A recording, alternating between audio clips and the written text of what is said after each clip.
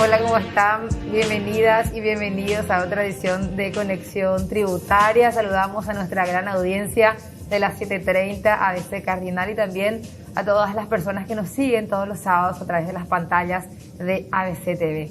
Bueno, como cada semana nos acompaña nuestro viceministro de Tributación, Óscar Orué, a quien ya lo saludamos. Viceministro, ¿cómo estamos? Buenas tardes, Gladys. Buenas tardes a toda la audiencia y también a la teleaudiencia de ABC TV y ABC Cardinal.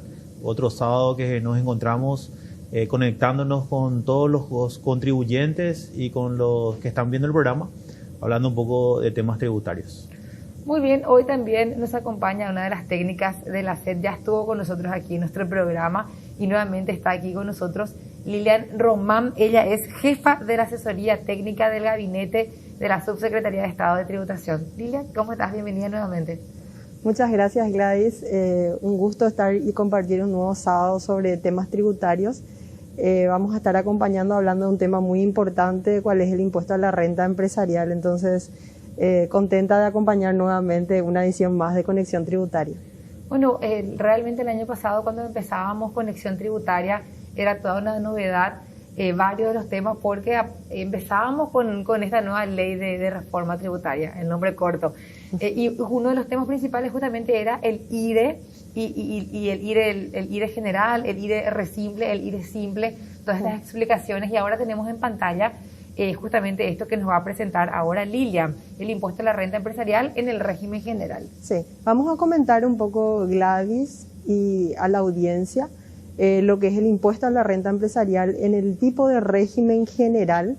Este es un impuesto, recordemos que grava las rentas, los beneficios, las ganancias de fuente paraguaya que provengan de actividades primarias, secundarias, terciarias, incluidas de las actividades agropecuarias, comerciales, industriales y de servicios. Recordemos que con la reforma tributaria el impuesto a la renta empresarial viene a ser una fusión de los antiguos IRASIS, IRAGRO e IRPC, hoy ya con un nuevo nombre a partir del 2020, y que en su primera declaración jurada veremos el resultado en este próximo abril del 2020. Entonces, recordamos que grava el IRE, también grava las rentas generadas por los bienes, derechos y obligaciones y las disposiciones que hagan los contribuyentes de estas rentas, estos bienes, y todo incremento patrimonial del contribuyente. Entonces, esto es muy importante tener en cuenta para que a partir de ello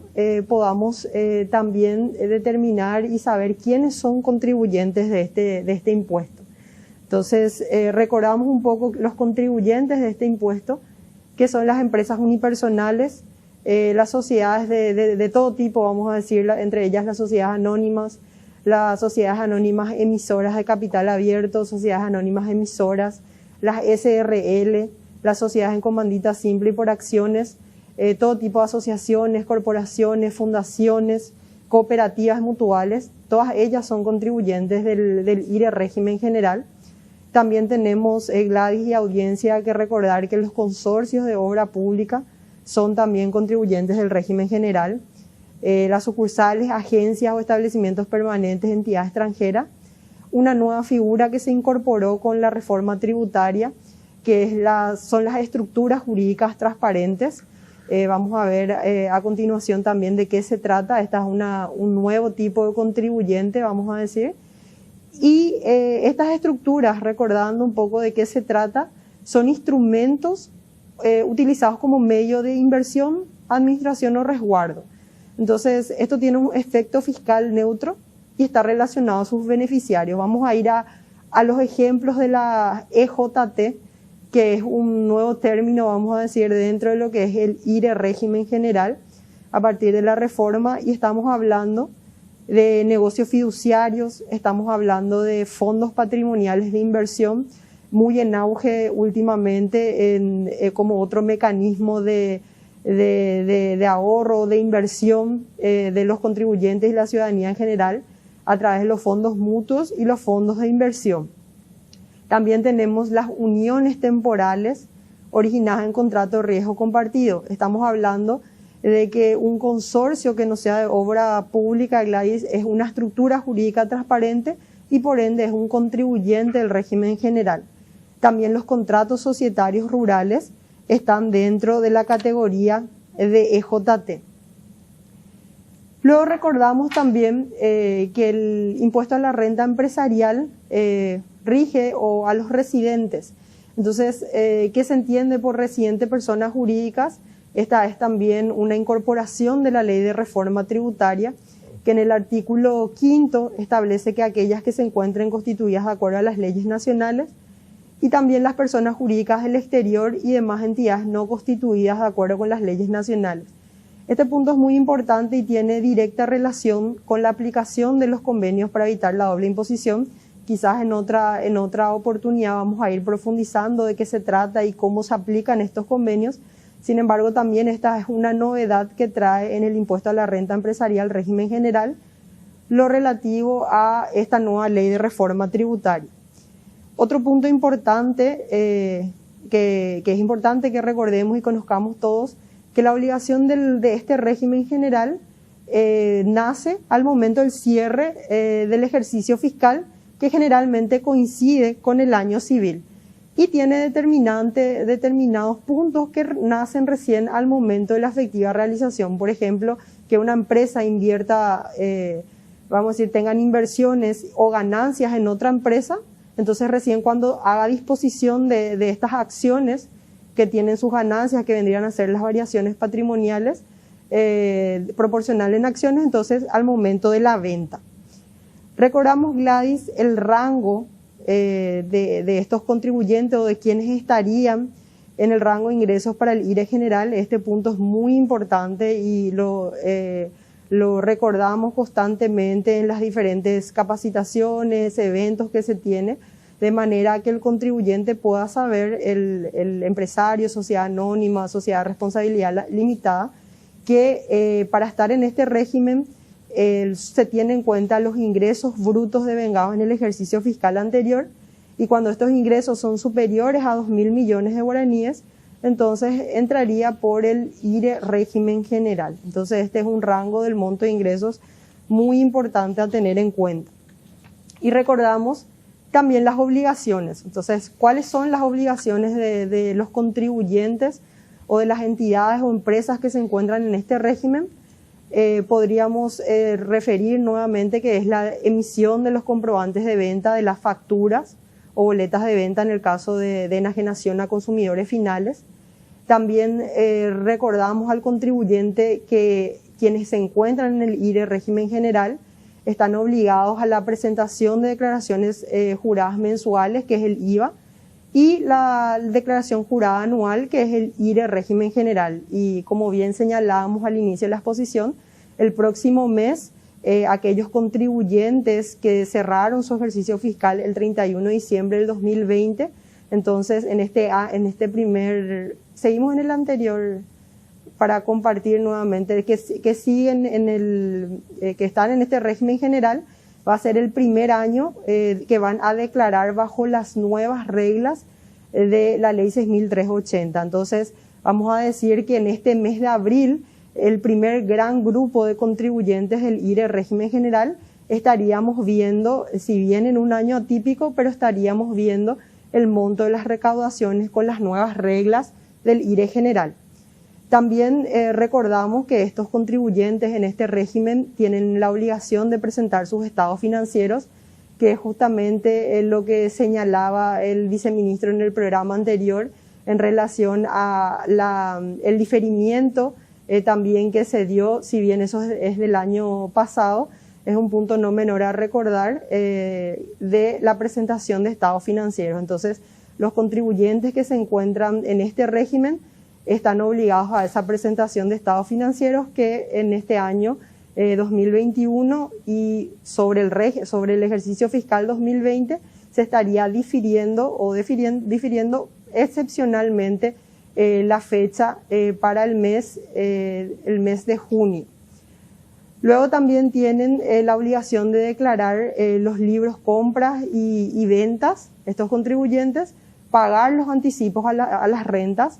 Esto es muy importante recordar también, Gladys, a los contribuyentes que a partir del año 2021 y un punto como novedad que trae la ley de reforma tributaria es que a partir del año 2021 todos aquellos contribuyentes del IRE régimen general cuyos ingresos o renta del ejercicio anterior del 2020 haya sido menor a 10 millones de guaraníes, entonces ellos, estos contribuyentes con renta menor a 10 millones de guaraníes, no están obligados en este año 2021 a pagar estos anticipos de renta. Entonces ese es un punto muy importante y más todavía en un año también bastante complicado. Entonces, para que los contribuyentes puedan tener en cuenta eso, fijar bien en el decreto reglamentario que eso refiere a partir del 2021 y porque son 4 cuotas anuales, entonces ya es como le libera a quienes tuvieron renta mínima en el año 2020, que si recordamos, Gladys y audiencia, muchos de ellos, uno de los puntos principales que el año pasado o que la Administración Tributaria mucho señaló fue la suspensión de anticipos de los contribuyentes. Entonces, en este año, ya cuando declare su impuesto a la renta en abril del 2021, quizás muchos de ellos en renta obtengan menos de 10 millones. Entonces, los anticipos directamente no se dan en virtud de esta regla de la reforma. Esto que menciona Lilian es muy importante, Gladys, teniendo en cuenta, por ejemplo, la solicitud de la Cámara de Anunciantes del Paraguay, que había presentado una nota en el cual decían o pedían que se suspenda todos los anticipos. Entonces, la regla es muy sencilla, tal como lo dice Lilian. Si sus rentas no superan 10 millones de guaraníes, no van a pagar ningún anticipo. O sea, a las empresas que les fueron mal en el 2020 no tienen la obligación del pago de anticipo. Supongamos que a las empresas les fue bien, tienen que cumplir el pago de anticipo, pero hoy, por las suspensiones que estableció el gobierno, deciden solicitar la suspensión. Si demuestra que sus ingresos están menores al 50%, podemos suspender los 4 anticipos. En su efecto, se puede suspender los 2 últimos anticipos. Entonces, no va a ser posible la suspensión para todos, porque no todos tienen problemas en este caso, de ventas o problemas económicos o problemas de facturación. Al contrario, hay empresas que hoy con pandemia están teniendo un nivel de facturación y de renta bastante importante. Entonces no podemos generalizar, por lo tanto, la suspensión para todos no va a ser posible. Eso ya lo anunciábamos y también ya le informábamos por ejemplo, a la Cámara de Anunciantes del Paraguay y a otros gremios que solicitaron eso. Pero sí hay que aclarar que se puede suspender los 4 anticipos si pueden demostrar que su facturación está siendo menor al 50% comparando con el 2020. Porque hay que recordar que si tuvieron renta en el 2020 es porque hicieron la liquidación y le quedó saldo a favor del fisco. Claro. Entonces eso es importante aclarar para que la gente sepa. Este año no vamos a poder suspender para todos el anticipo del impuesto a la renta empresarial. Hay que recordar también que son muy pocos, son 14.000, 13.000 más o menos los obligados al pago del anticipo. Claro, justamente eso también iba a decir Lilian. Si podemos poner otra vez en pantalla los requisitos, es decir, las obligaciones, quiero decir. Esto es para este nivel de empresa. Sí. Es decir, en los otros que tienen la obligación del IRE simple o resimple, de pronto tienen menos exigencia. Acá, por ejemplo, hablamos de estados financieros, libros de compras y ventas, sí, y el anticipo en sí. No todos los contribuyentes pagan, ¿verdad? Por su nivel también de facturación, supongo su tamaño.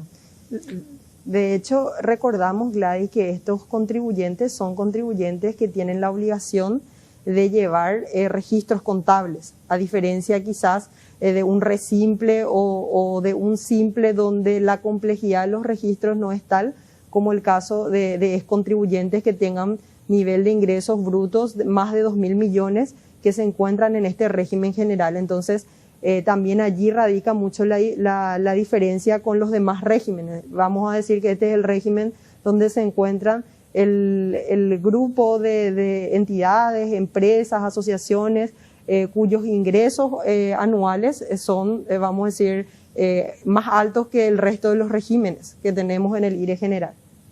Muy bien, seguimos entonces con tu presentación, Lilian. Bueno, finalmente, Gladys, en estas obligaciones tenemos el último punto a la lámina anterior, el último número, el punto que es el pagar en forma mensual el IVA y el anual de renta, que por quienes los contribuyentes que se encuentran en este régimen es bastante común, vamos a decir, o tienen muy en cuenta el hecho de que mensualmente están presentando y abonando, si correspondiere, el impuesto al valor agregado, y así también en el mes de abril, también para quienes cierran el 31 de diciembre del año anterior, entonces presentan su declaración jurada anual. Otro punto importante, Gladys, que recordamos a grandes rasgos es que en la ley de reforma se incorporó lo que es el valor residual de bienes del activo. Entonces, si bien es esto ya dentro del ámbito ya de aplicación del impuesto, es muy importante recordar porque refiere a propiedad, planta y equipo de estas empresas. Entonces, esto es también una novedad, la aplicación del valor residual establecido en la ley, que no podrá ser superior al 20% su valor de costo. Luego recordamos a los contribuyentes el mes de cierre del IRE general. Dijimos que la mayoría o el gran porcentaje de estos contribuyentes cierran el 31 de diciembre de cada año civil, salvo quienes opten por este cambio, y solo pueden optar por este cambio según lo establecido en las reglamentaciones. Son el caso de los ingenios azucareros y cooperativas, que pueden optar por el mes de cierre del IRE general el 30 de abril de cada año, y también las empresas de seguro y reaseguro el 30 de junio de cada año civil. Entonces, esos son los tipos de contribuyentes que pueden optar por cambiar su mes de cierre. Y recordamos también que aquellos que optan por cambiar su mes de cierre no podrá volver a modificarlo en 5 ejercicios fiscales. Esto es muy importante también. ¿Cuál es la explicación de esos rubros específicos? Generalmente, si nos fijamos en los rubros, generalmente por una cuestión del rubro en particular y que tienen particularidades de su ciclo económico, entonces generalmente se hace que se le da esa opción, porque si te fijas en la lámina anterior, Gladys y audiencia, habla de ingenios azucareros y cooperativas o seguros y reaseguros. Entonces, por una cuestión de ciclo económico y del tipo de actividad que estos tipos de contribuyentes realizan, se le da la posibilidad o se le otorga esa opción de hacer el cambio, pero como bien señalamos, una vez realizado el cambio, ellos deben permanecer en el mismo durante el periodo de 5 años. Hay empresas que exportan y que tienen o que son, por ejemplo, sucursales de multinacionales. Pero también decía cervezas y gaseosas. ¿Verdad? No, digo que el caso es que hay veces que se iguala a la empresa que es la matriz, por ejemplo, ¿verdad? Que empieza en junio y termina en junio de cada año, entonces se iguala a eso. Entiendo. O en el caso depende, como dice en este caso Lilian, de la actividad o de la naturaleza económica de la empresa, ¿verdad? Siempre depende un poco de la producción y depende del momento de las ventas también, porque no es lo mismo, y voy a explicar por qué, ¿verdad? Porque, ¿qué pasa? Normalmente nuestro ciclo es 1 de enero, año calendario, 1 de enero, diciembre, pero hay empresas que recién empiezan a vender y van a cobrar recién en junio, ¿verdad? Y ahí empieza nuevamente su ciclo, ¿verdad? Entonces cierran al 30 y si cierran al 30 de diciembre van a cerrar con pérdidas, cuando en realidad van a cobrar recién en los primeros meses del año siguiente. Pero se va a distorsionar ahí en realidad. Entonces por su actividad económica se distorsiona su balance, por llamarlo de una manera, entonces por eso que se establece esas fechas. Entiendo. Muy bien, continuamos con la presentación de Lilian. Estaba mostrándonos entonces, después de las obligaciones, en la presentación que teníamos en pantalla, el cambio de estas fechas, cada cuánto, y nos quedamos aquí. Sí, luego vamos a recordar al contribuyente los costos y gastos, si bien no vamos a parafrasear cada uno de los puntos que señala la ley. Es muy importante hacer la diferenciación, Gladys, a la audiencia, de qué es lo que es costo y qué es lo que es gasto para mi empresa o para yo contribuyente del IRE general.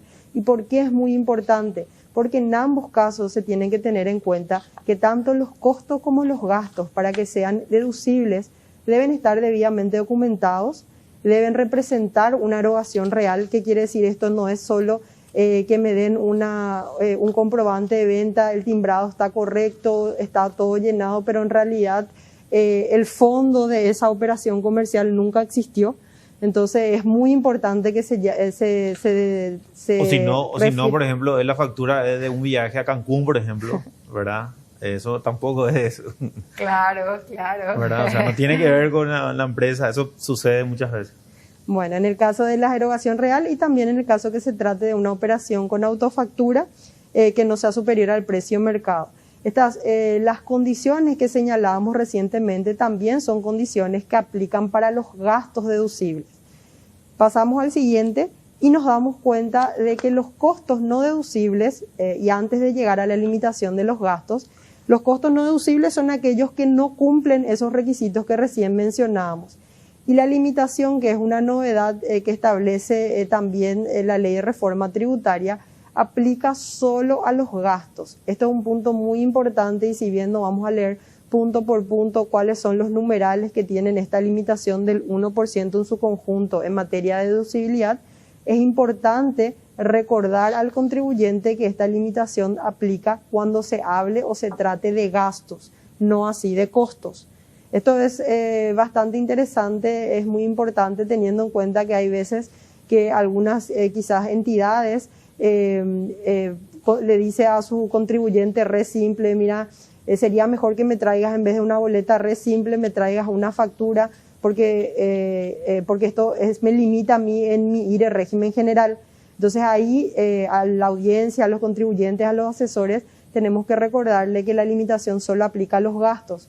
Cuando esas compras de esos bienes refiere a costos, no aplica esta limitación. Te pongo un ejemplo rápido. Si yo vendo frutas y verduras y soy un contribuyente, un microempresario, y soy contribuyente del IRE re simple y vendo, por ejemplo, a una cadena de supermercados, entonces en ese caso, para esta cadena de supermercados, esa deducibilidad no tiene limitación porque estamos hablando de un costo para esa entidad. Entonces ese es un punto muy importante que se tiene en cuenta al momento de hacer esas precisiones. Eso que dice Lilian es fundamental, Gladys, porque mucho se cuestionaba acerca del IRR simple, de que en realidad una empresa grande nunca le va a comprar a una chica porque no tiene IVA, decía, ¿verdad? Un caso. Y el segundo caso es que no va a poder deducir, que tiene una limitación en la deducción, que me va a corregir Lilian, que es del 1%, ¿verdad? Entonces decían, no, es conveniente comprar, ¿verdad? Entonces, en este caso lo que nosotros decimos es que el ejemplo que dio Lilian es que uno tiene que considerar el costo y el gasto. En este caso, no es un gasto, es un costo, y si registra como costo, va a poder deducir el 100% de lo que está adquiriendo esa empresa. Muy bien, entonces avanzamos con esta presentación. Ahí teníamos un listadito que vamos a compartir con nuestra audiencia también de las 7:30. Igual les invitamos a ver, pero hay gente que prefiere escucharnos. Así que, sí. Entonces, ¿cuáles son los gastos no deducibles? El presente impuesto, las sanciones por infracciones, las utilidades del ejercicio que se destinen a aumento capital o reserva. La ley señala también que son gastos no deducibles.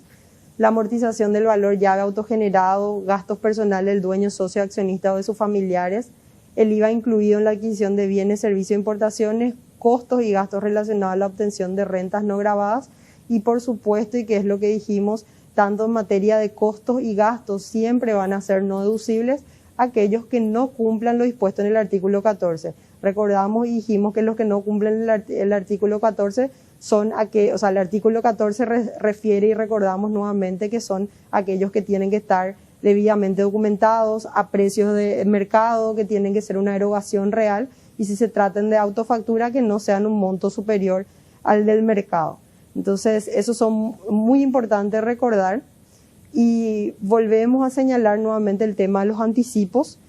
Los anticipos, cuando se abonan, los anticipos en el IRE general se abonan el primer mes, el tercero y el quinto y el séptimo al vencimiento del plazo de presentación. Les pongo un ejemplo. el anticipo es el 25% del monto de renta liquidado el año anterior. Por ejemplo, si yo liquidé 20 millones fue mi renta el año pasado, entonces esos 20 millones dividido 4 y ese es el monto que se calcula en el formulario con los aditamentos que trae el formulario para el cálculo del mismo, y se debe abonar el primer mes. Por ejemplo, si yo tuve mi cierre en diciembre y presento mi declaración jurada en abril, Gladys, mi anticipo en ese caso sería el pago al mes siguiente, en el mes de mayo, y así sucesivamente al tercero, al quinto y al séptimo mes de anticipo, que como bien señalábamos hace un momento, si yo en el 2020 tuve una renta de 10 millones o menos, en ese caso sí no correspondería o no corresponde el anticipo, y si fue más que eso y considero que en el año quizás no tenga la misma cantidad de ingresos, por ende mi rentabilidad este año sería menor, entonces ahí la Administración Tributaria también tiene los mecanismos para solicitar la suspensión del anticipo del tercer y cuarto anticipo, pero previa justificación, vamos a decir, de esa disminución de ingresos. Ahí un poco la pregunta es 25%, porque seguro que la gente se está preguntando ahí en sus casas y también lo que nos están escuchando. El 25% es sobre lo que de la renta neta, Lilian. Sí, realiza un cálculo el ejercicio y es sobre la renta neta, sobre el impuesto liquidado. O sea, si es 50 millones de guaraníes, la renta neta va a ser, el 25% va a ser un 12.500.000 más o menos sobre el 50 millones de guaraníes. O sea, el 25% de lo que yo tengo que pagar de anticipo, sí, a la Administración Tributaria. 25% del impuesto a la renta, y es que se abona en cuatro, vamos a decir, en 4 etapas, en el primero, tercero, quinto y séptimo mes después del cierre, okay, que varía según si uno tiene su cierre en diciembre o tiene su cierre en abril o en junio. Perfecto. Finalmente recordamos también el código de anticipo del IRE, que es el 735, y que estos contribuyentes, en los casos señalados en la ley, son agentes de retención en determinados puntos, y así también recordamos que estos contribuyentes tienen la obligación de llevar registros contables y la declaración jurada cuando se presenta. Este es un punto, vamos a decir, final, pero muy importante en materia del IRE régimen general. Se presenta el cuarto mes de finalizado el ejercicio fiscal. Por ejemplo, si mi cierre es de diciembre, entonces en el mes de abril presentaría mi declaración jurada del IRE. El formulario a partir de la ley 6.380 es el formulario 500, y la obligación, el código de obligación es el código de obligación 700 en el caso del IRE general, Gladys, y a la audiencia. Tenemos una presentación que muestra cómo completar. En esta parte creo que en el final ya no, porque no quisimos ir muy profundo en la liquidación, pero quizás en otra oportunidad, Gladys, podemos centrarnos en la liquidación específicamente de lo que es el IRE general, ya también próximo a lo que es el mes de abril. Lo que podemos hacer es hacer un bloque exclusivamente de llenado del formulario, como hicimos con el impuesto a la renta personal. Exacto, que fue muy didáctico también, sí, para entender. Esa es la trampa nomás, Lilian, para tener otro día en el programa. Bueno. Muy bien, muchas gracias, Lilian, por tu presencia. ¿Vos te quedás hasta este bloque? Sí. Muy bien, vamos a hacer nuestra primera pausa. Enseguida regresamos con más de Conexión Tributaria.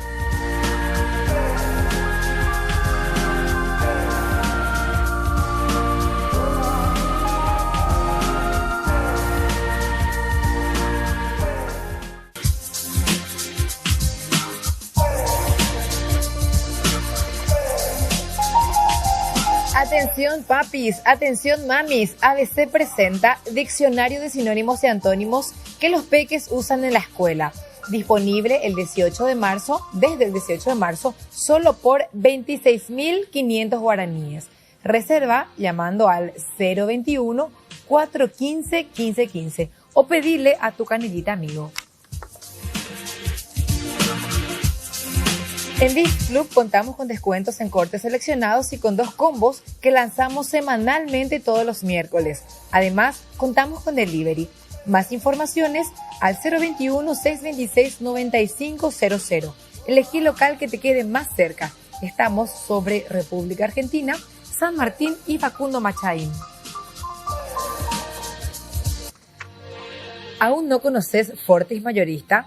Te invitamos a que conozcas la sucursal más cercana y descubras el sector de fríos. Para un buen asado o un buffet necesitas los mejores cortes de carnes y embutidos. Fortis Mayorista te ofrece el lugar ideal donde, además de comprar de calidad, lo haces a precio más conveniente del mercado y apoyando a la industria frigorífica del Paraguay. Hace una compra inteligente y elegí Fortis Mayorista.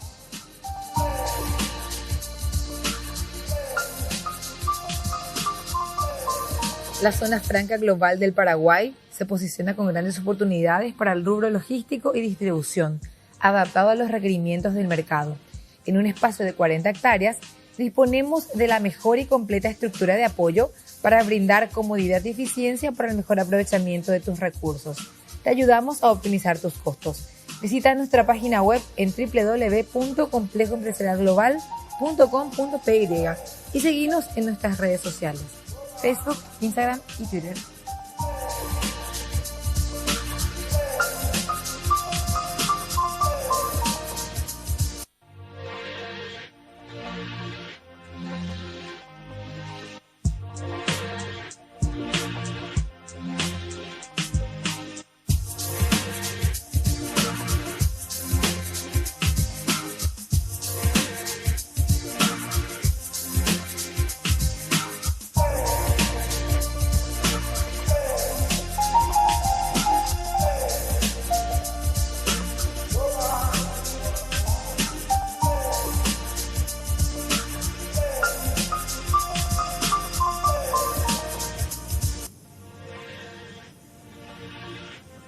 Estamos de regreso en Conexión Tributaria y hoy nos acompaña en este bloque el nuevo viceministro de Economía, Iván Jonathan Haas Rivas. No sé si pronuncié correctamente su apellido, viceministro. Bienvenido. Pronunciaste bien. Bueno, Gladys, muy buenas tardes, gracias por la invitación. Sí, lo pronunciaste muy bien, ¿verdad? Buenas tardes al viceministro Uruguay también y de nuevo gracias por la invitación. Estábamos hablando durante el corte con el viceministro que el actual subsecretario de Estado, ¿sería? ¿O subsecretario de Estado? Empezó haciendo carrera en el Ministerio de Hacienda, inclusive como ordenanza. ¿Cómo fue eso, viceministro? Es así, Gladys. Yo estaba cursando el cuarto año de la carrera de Economía en la Universidad Nacional de Asunción y bueno, un día me percato que hay una pancarta en la puerta de entrada del aula donde estaba abierta una convocatoria a pasantías del Ministerio de Hacienda, a la cual yo aplico, ¿verdad? Fui seleccionado y arranco en mayo del 2007, ¿no? Como te comentaba en el corte, bueno, ustedes saben cuando uno es chico, ¿verdad? Y empieza desde abajo. Uno de mis trabajos era ir a traer remedios refrescantes, la famosa empanadita, ¿verdad? Y desde abajo, ahí arranqué mi carrera en el Ministerio de Hacienda, ¿verdad? Pero expectativas era resolver el problema de la pobreza del mundo. En realidad, comprar la empanada a la media mañana. Y es así, ¿verdad? Yo arranco como pasante, como te dije, y después culmino la carrera de Economía en la Universidad Nacional. Ahí fui contratado por el ministerio, ¿no? Una vez ya siendo profesional, después, bueno, fui nombrado, me fui a estudiar al exterior 2 años, estuve 2 años estudiando en Chile, una maestría en finanzas, regreso al país y, bueno, continúo haciendo carrera en el ministerio. Ahí, bueno, después accedí al cargo de jefe de departamento, luego me desempeñé también como director de la oficina de deuda por 3 años.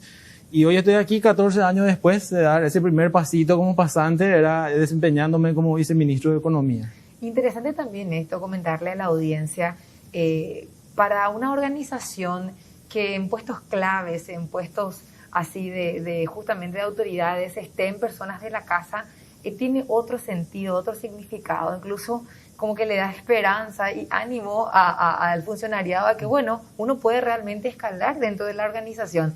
Y encima jóvenes, porque aquí tanto el viceministro, no tan jóvenes, pero el viceministro de Tributación, como también del viceministro de Economía, sí son jóvenes, es broma nomás, viceministro. No, yo recuerdo, yo también tengo ya unos años, 28 años de función pública en el Ministerio de Hacienda, entrando en el 93, como ordenanza también.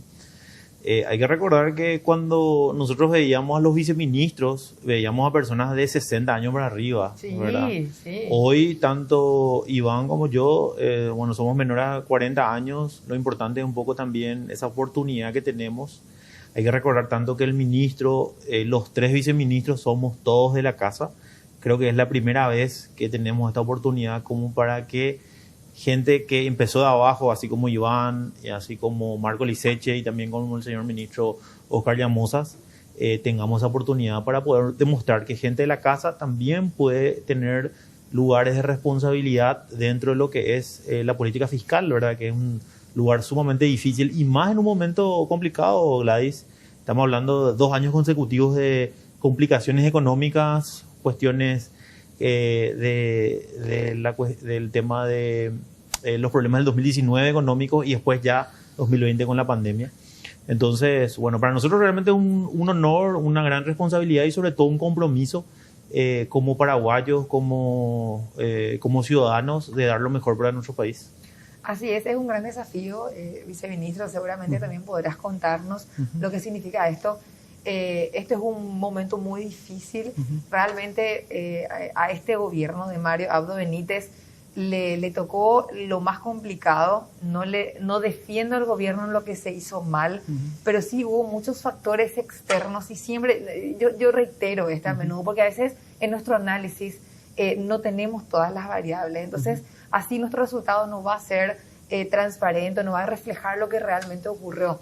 Hablamos, como decía el ministro Orué, el 2019 ya un año complicado económicamente hablando, un año con sequía, con inundaciones, con crisis internacionales, ¿verdad? Es decir, y después lo más complicado, esto del 2020, la pandemia que nos dicen los organismos y los analistas económicos que tiene las causas, las consecuencias similares a las que trae una guerra. ¿Sí? Cuando eso te explica más o menos, vos podés dimensionar lo que está ocurriendo. Es decir, si salimos de los problemas que tenemos en nuestra familia y en nuestro entorno y nos situamos un poco más así, a nivel global, entendemos que los estragos son incalculables. Es así, Gladys. Si hacemos una retrospectiva un poco rápida, arrancamos del 2019. Yo te comento, nosotros, como bien decías, veníamos saliendo de un bajón de la economía justamente por cuestiones climáticas principalmente, ¿verdad? En el 2019 nosotros del Ministerio de Hacienda impulsamos un plan de reactivación, el cual empezamos a ver sus resultados a partir de mediados de año del 2019. Si uno mira los datos del IMAEP, ¿verdad? El indicador de actividad económica que publica el Banco Central, podemos ver que a partir de junio, julio empiezan a mostrar números positivos. Esto fue una tendencia bastante alentadora porque se mantuvo por lo menos por 8 meses, inclusive los 2 primeros meses del año 2020 ya de la pandemia, vimos enero y febrero números positivos y lógicamente a partir de marzo ya con el parate de la economía, la cuarentena total, este indicador se desploma por el piso, teniendo su peor resultado en los meses de abril y mayo.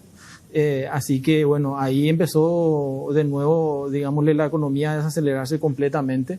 A partir de el mes de julio, agosto, empezamos a ver una leve recuperación de este indicador, ¿verdad? Venía ya mostrando algunos números positivos, nuevamente negativos, pero todavía con una recuperación bastante frágil, principalmente por el hecho de la incertidumbre, ¿verdad? La incertidumbre que nadie sabía que iba a pasar. Hasta ahora no hay mucha certidumbre del futuro, ¿verdad? Dependemos de la evolución de la pandemia. Lo que nosotros desde el Ministerio de Hacienda hoy en día estamos sugiriendo en un trabajo coordinado con el Ministerio de Salud, que todas estas medidas que hoy en día nuevamente están restringiendo la circulación de las personas sean focalizadas, ¿verdad? Por eso es que nos centramos en las ciudades donde vemos que hay mayor circulación del virus. Entonces son aquellas ciudades las que se les aplica estas medidas, ¿verdad? De tal manera a que el parate de la economía nuevamente no sea total, ¿no? Entonces, esto también ayuda un poco a mitigar la caída de la actividad económica propiamente.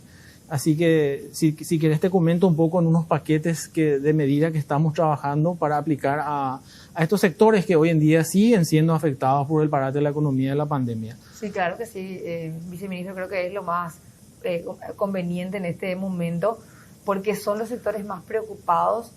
Hubo rubros que de a poco fueron recuperando, reactivando. Todavía no es lo óptimo. Todavía no está normalizado el consumo. Obviamente eso recién se va a ver seguramente después de la pandemia, pero al menos tienen ingresos.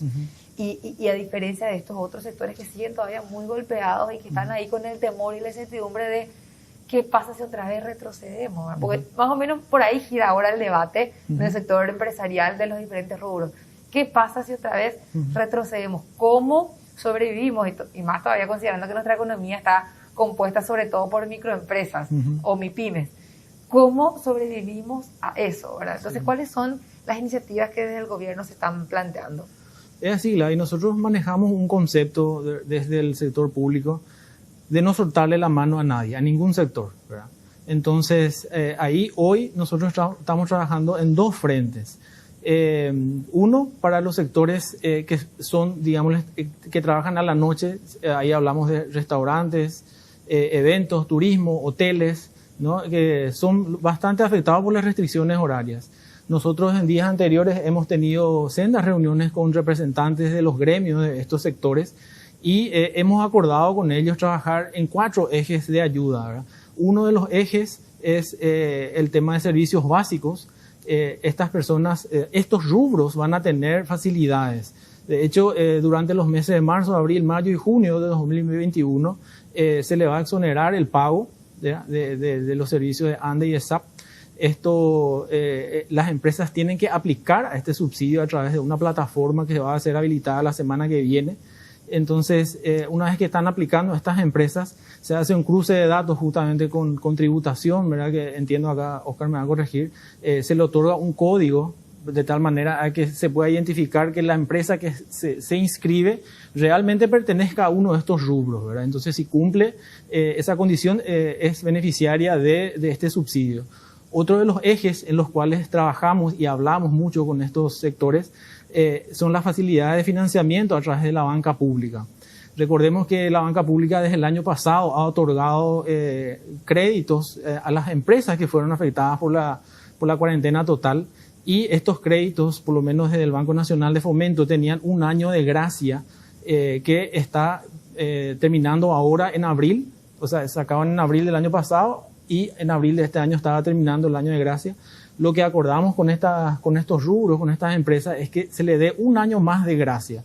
Ya van a tener 2 años de gracia en esos créditos y pueden financiarlo hasta 7 años con el Banco Nacional de Fomento y el crédito agrícola de habilitación, ¿no? Entonces serían 2 años de gracia más 5 de repago, 7 en total. También otro de los pilares que trabajamos con estas empresas son las facilidades tributarias que el viceministro Oscar estuvo explicando ya en el transcurso de la semana. La idea es que se pueda mantener el IVA al 5% de estos sectores. También entiendo que ya está el decreto de la reducción del financiamiento de los impuestos, ¿verdad? Pasamos del 1.4 al 1.1. Y también la eliminación de recargos e intereses por mora por pago al contado para deudas antiguas, ¿no? Y el último eje con el cual estuvimos trabajando es el régimen transitorio de aportación al IPS, ¿verdad? La próxima semana va a salir el decreto que reglamenta, recordemos que ya hay una ley vigente. La idea es que aquí el empleador que venía pagando 16.5% al IPS pueda bajar ese aporte al 2.5%, ¿verdad? Una quita muy importante. Esto es para todo el año 2021 y empieza desde enero. O sea, si bien el decreto va a salir esta semana, es retroactivo desde enero. Y esto va a ser financiado sin intereses para el futuro. Bueno, todas estas ayudas ya se están aplicando, entonces el viceministro ha pedido de estos sectores justamente. Sí, de hecho, Gladys, es importante hacer una aclaración, ¿verdad? Todas las medidas que está mencionando el viceministro ya están vigentes. Hay que recordar que el gobierno está estudiando siempre, nos estamos reuniendo con todos los sectores para poder analizar otras medidas. Esta mesa que habilitamos es siempre continua, ¿verdad? Por eso estamos viendo otras medidas. Inclusive mencionábamos que si bien todavía falta el tema del IVA del 50% hasta junio, que estaba vigente, esto ya decidimos ampliar hasta octubre, ¿verdad? Hay que recordar también que lo que corresponde este mes está venciendo el impuesto a la renta empresarial, el IRE, ¿verdad? Que junta los dos impuestos que teníamos anteriormente, que era el IRASI y el IRAGRO. Entonces, teniendo en cuenta esto, ¿verdad? Ya que estamos en el mes de abril ya, recordar siempre de que estamos trabajando continuamente. Las mesas siguen en el sentido de que escuchar a todos los sectores para ver qué otras medidas podemos implementar desde el gobierno para ayudar a todos los sectores. Sí, y bueno, varios pronunciamientos hemos visto a lo largo de las últimas semanas desde estos sectores que mencionaba el viceministro de Economía, la gente del sector gastronómico, la gente del sector de los centros comerciales, inclusive 2 semanas atrás estuvo lanzando una campaña, y acá me parece también interesante porque pasa también la responsabilidad a la ciudadanía. Es decir, desde el gobierno se están diseñando todas estas iniciativas y aplicando, pero también nosotros como ciudadanos, ¿qué estamos haciendo? Y no es una cuestión de dejar de mirar lo que hace el gobierno, simplemente es ser conscientes de que estamos en el momento más álgido de la pandemia, con 2.000 casos confirmados por día, 2.500, es decir, evidentemente el sistema público de salud está colapsado, entonces es un momento en que tenemos que decir, bueno, más allá de todas las ayudas económicas que se pueda, y esto que no queremos retroceder acá, también tenemos que ser conscientes de que tenemos que aplicar los cuidados de los protocolos sanitarios en todos los rubros. Es decir, no es que tenemos que quedarnos ya encerrados en nuestra casa, sino que es ser conscientes en el momento de salir, de aplicar todo lo que nos viene recomendando del año pasado, que ya más o menos conocemos de memoria. Algo que hay que también explicar, y es que independientemente, mucho se criticó el tema de que supuestamente esperamos un año para que pueda el sistema de salud pueda readecuarse para poder hacer frente. Es cierto, se duplicaron las camas de terapia intensiva, se establecieron hospitales nuevos, etc.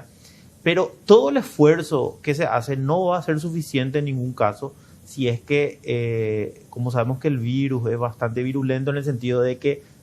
agresivo, ¿verdad?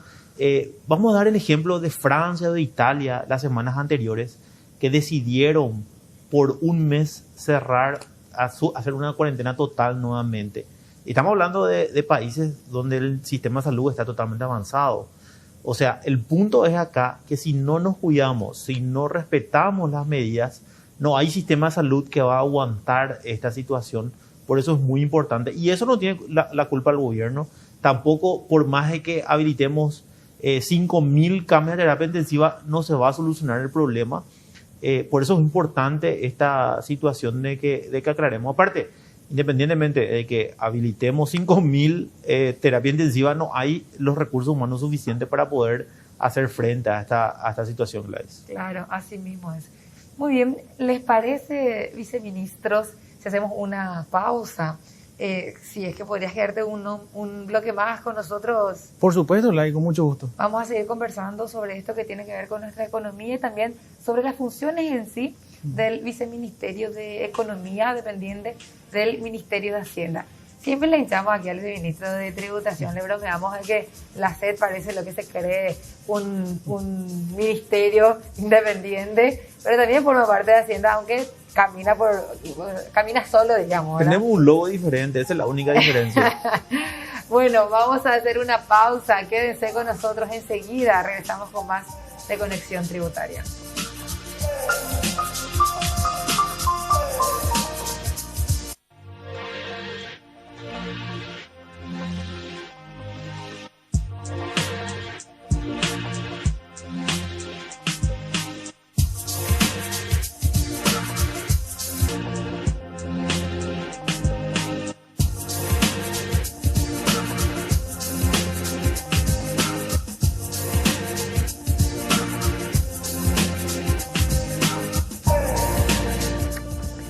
En Beef Club contamos con descuentos en cortes seleccionados y con 2 combos que lanzamos semanalmente todos los miércoles. Además, contamos con delivery. Más informaciones al 021-636-9500. Elegí local que te quede más cerca. Estamos sobre República Argentina, San Martín y Facundo Machaín. Imagínate comprar en un solo lugar para el consumo diario, artículos para tu empresa o surtir tu negocio de mercaderías. Fortis Mayorista cumple con estas características y te invita a ahorrar en sus diferentes sectores, como electrodomésticos, limpieza, artículos de oficina e inclusive los mejores cortes de carne. El lugar ideal para comprar todo lo que necesitas con precios económicos y de calidad es Fortis Mayorista. Seguilos en sus redes sociales y entérate de todas sus novedades. La zona franca global del Paraguay se posiciona con grandes oportunidades para el rubro logístico y distribución, adaptado a los requerimientos del mercado. En un espacio de 40 hectáreas, disponemos de la mejor y completa estructura de apoyo para brindar comodidad y eficiencia para el mejor aprovechamiento de tus recursos. Te ayudamos a optimizar tus costos. Visita nuestra página web en www.complejoempresarialglobal.com.py y seguinos en nuestras redes sociales, Facebook, Instagram y Twitter.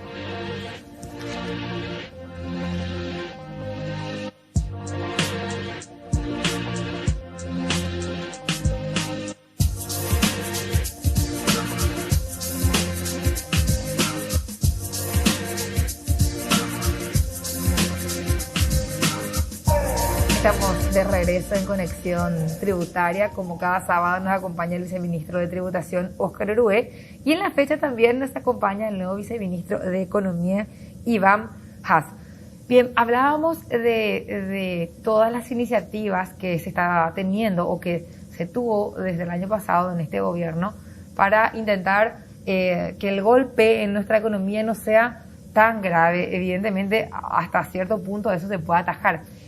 También me gustaría consultar, viceministro, la función en sí dentro del viceministerio de Economía.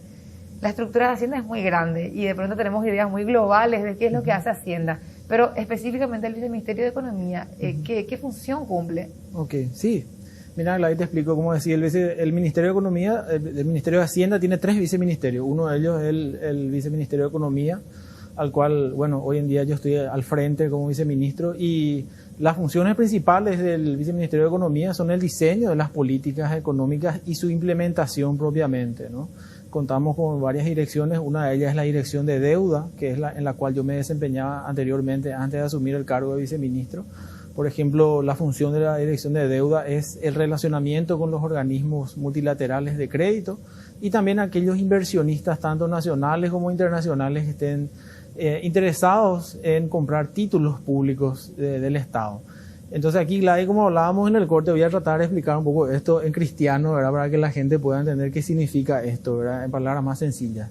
Año a año, el presupuesto general de gasto de la nación se diseña con una partida de ingresos y gastos, ¿verdad? O sea, los ingresos tienen que ser iguales a los gastos. Dentro de esa presupuestación hay lo que se conoce como ingresos genuinos del Estado, ¿no? Que son lo que el Estado recauda como tributos. Aquí el encargado es Óscar, ¿verdad? Lo que pasa es desde el año 2012 nosotros venimos arrastrando lo que se conoce como déficit. ¿Qué significa el déficit? Que los ingresos genuinos no alcanzan para cubrir la totalidad de gastos que tiene que hacer el Estado. Entonces hay una porción que tiene que ser cubierta por emisión de deuda. Pongámoslo en números sencillos de esto, ¿verdad? Si yo tengo que gastar 100 y mis ingresos genuinos son 80, entonces esos 20, una de las funciones del Viceministerio de Economía es conseguir estos 20 vía endeudamiento, ¿no? Lo que es más bueno lo que en las familias hacemos cuando justamente no tenemos suficiente dinero, nuestro salario no nos alcanza, usamos la tarjeta de crédito o vamos a pedir un préstamo para poder hacer ese calce. Es así mismo como explicaba, así mismo funciona el Estado, solamente que, digámoslo, a una escala mucho mayor, ¿no? Así es. Entonces, esos 20 para calzar el presupuesto, como dije, del año 2012 que arrastramos este déficit, ahí yo siempre decía en mi cargo anterior, es como que tengo 7 u 8 tarjetas de crédito que elegir, ¿verdad? Para poder financiar estos 20, ¿verdad? Cada una de estas tarjetas de crédito con diferentes características, algunos con tasa de interés variable, tasa de interés fija, diferentes plazos, diferentes monedas. Y una de las funciones de la subsecretaría justamente es interactuar, digámosle, con los acreedores de estas tarjetas, por llamarlo de esa manera, ¿no? Uno de los acreedores de emisores de estas tarjetas, por llamarlo así, es la banca multilateral, ¿verdad? Ahí estamos hablando, por ejemplo, de bancos como de la talla el Banco Interamericano de Desarrollo, el Banco Mundial, la CAF, Corporación Andina de Fomento. Entonces, Todos estos organismos ofrecen un financiamiento a los gobiernos en general, ¿verdad? Otra de las tarjetas de crédito, por llamarlo de esa manera, las vías de financiamiento del presupuesto es la emisión de bonos, ¿verdad? Cuando hablamos de emisión de bonos, podemos diferenciar los bonos internacionales y bonos locales.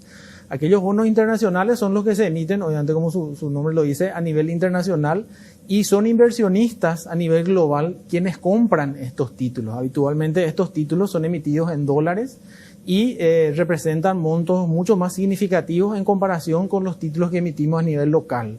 Esto básicamente se da porque, bueno, la capacidad financiera de los inversionistas internacionales es mucho más grande que el mercado financiero local, ¿verdad? Ahora, cuando hablamos de bonos locales, sí, son bonos ya en guaraníes emitidos aquí en el mercado financiero local. Aprovecho aquí para promocionar esto, ¿verdad? Cualquier persona puede invertir en los bonos, ¿verdad? Una persona normal, física. Gladys Benítez puede comprar un bono local. Totalmente, así es, Gladys, ¿verdad? Pero ¿desde qué monto estamos hablando de que...? Sí, porque viste que también ahí hay una cuestión de valores. Sí. No, mira, los cortes son a partir de 1 millón de guaraníes. O sea, de a 1 millón uno ya puede comprar un bono. ¿Y cuál es mi conveniencia como compradora de bonos? Yo compro por 1 millón y después, ¿cuánto obtengo de beneficio? Y bueno, nosotros hoy en día estamos ofreciendo como una gama de bonos. Tenemos 5 bonos activos que estamos emitiendo. ¿Cómo funciona esto en la práctica? Te explico así como para que la gente pueda entender, ¿verdad? Hay un calendario de emisión de bonos internos que es publicado en la página web. Emitimos una vez al mes, habitualmente un martes de cada mes. Entonces, cualquier persona que esté interesada en adquirir estos bonos, lo que puede hacer es, primero que nada, informarse en la página web. Hay un montón de información sobre el plazo, la tasa que pagan estos bonos. En el caso que esté interesada, tiene que acercarse a una casa de bolsa, ¿verdad? Que es un intermediario, por llamarlo así, ¿verdad? Porque no es que se acerque al Ministerio de Hacienda y dice yo quiero comprar un bono, no.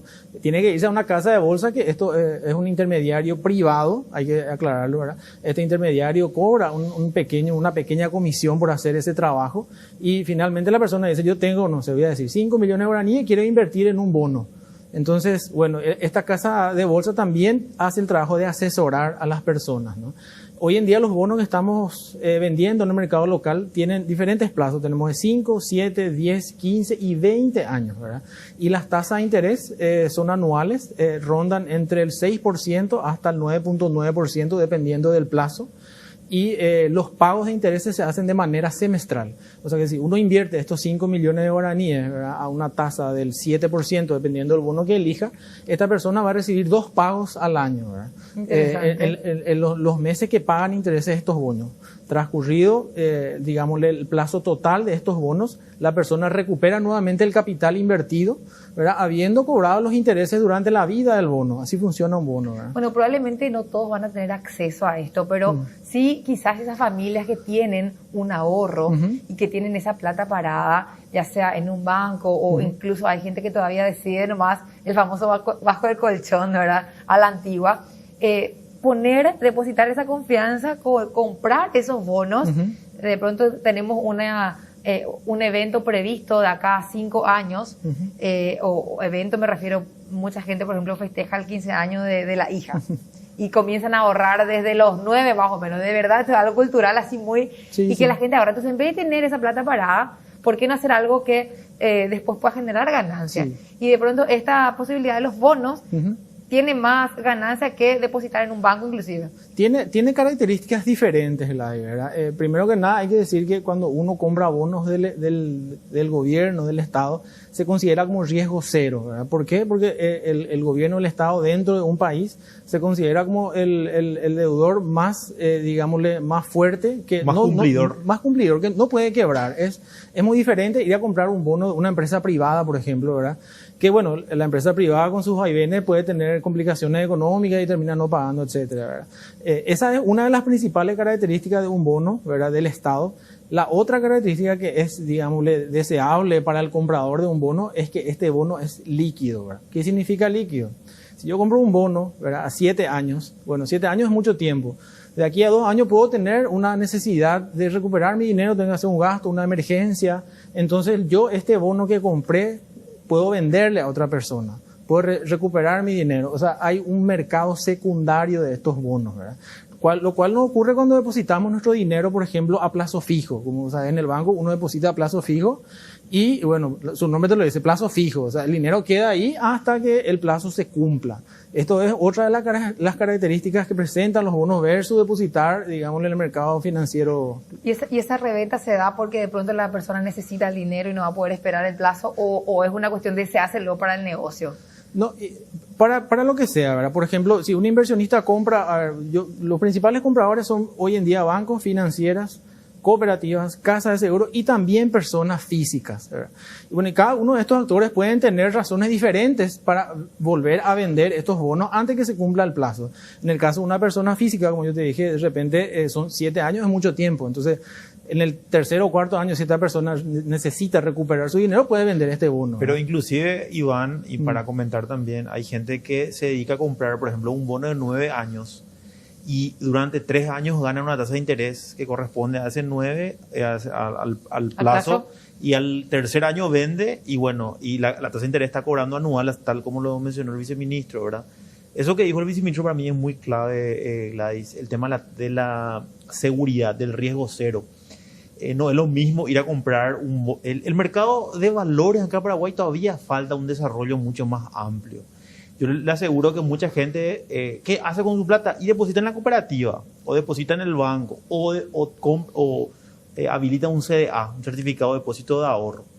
Son instrumentos, son válidos, pero si uno quiere tener una mayor, puede ganar un poco más, ¿verdad? La tasa de interés que paga el Estado no es muy alto, que digamos, por ese riesgo cero. O sea, si uno quiere diversificar su cartera, lo correcto es que tenga una parte de bonos del Tesoro donde su seguridad es 100% y se le va el riesgo cero y va a cobrar sí o sí. No hay posibilidad de que el Estado no le pague eso, ¿verdad?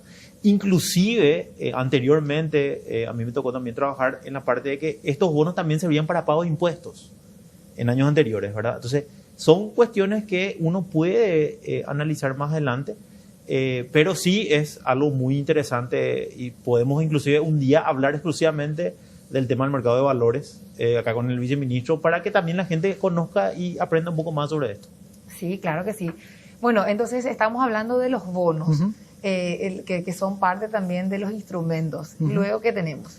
No, y después tenemos, por ejemplo, hablé primero de las agencias multilaterales de crédito, que son varias, los bonos, y también tenemos, bueno, lo que son los créditos directos con agencias gubernamentales de otros países. Por ejemplo, acá tenemos agencias tales como la JICA, que es el Banco Oficial del Japón, ¿verdad? Que también ofrecen préstamos, financiamiento a gobiernos.